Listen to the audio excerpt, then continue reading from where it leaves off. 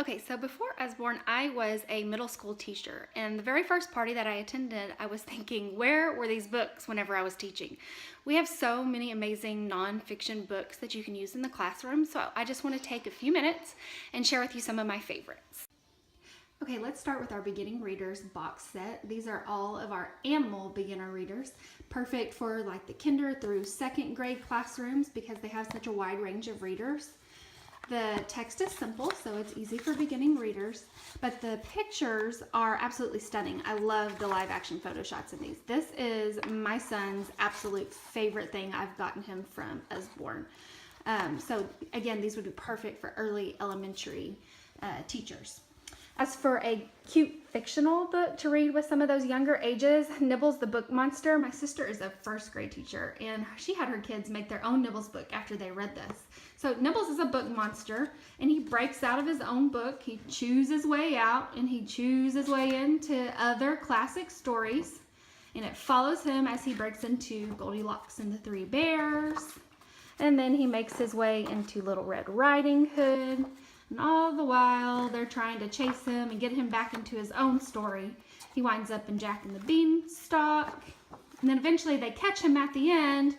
But right as you're about to finish, they notice he broke his way out again. And that's how the story ends. It is absolutely adorable. It's definitely one that I would recommend to any young elementary teachers.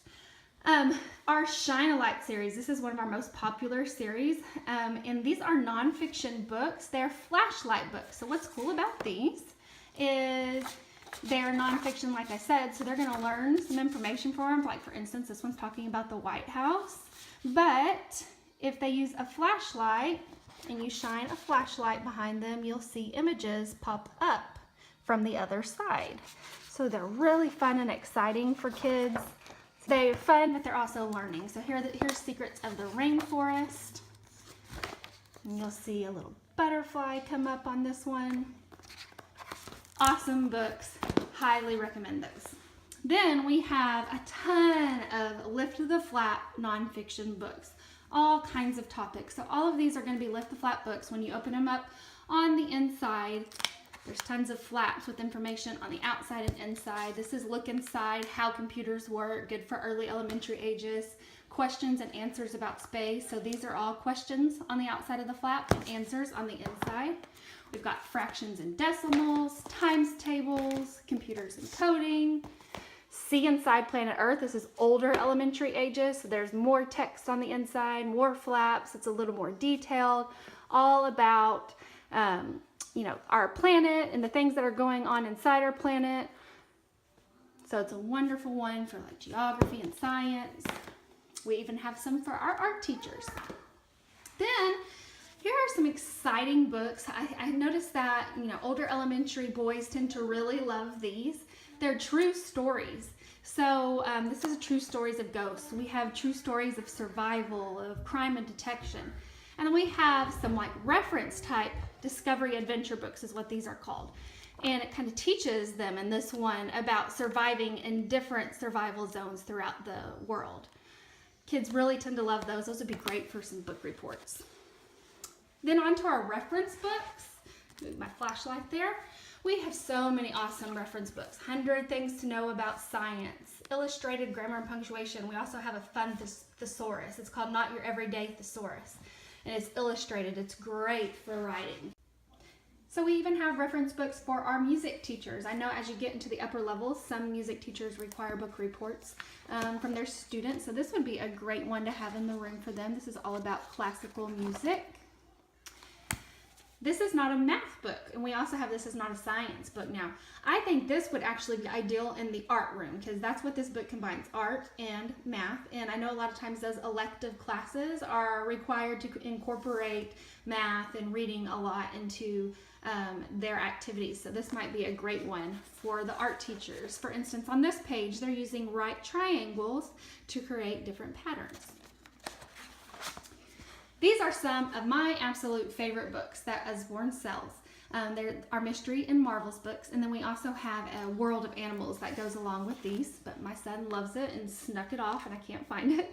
These are internet linked, and on the inside you see there are beautiful live action photo shots. So in nature here, it talks about all the different unique, cool things about nature.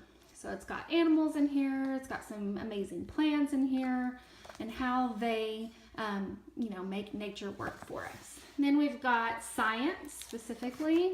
I was a science teacher, so this one really appeals to me. We're talking about some chemistry here. You move along.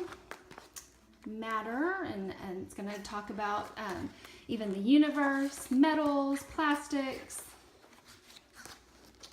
all kinds of cool topics in these books.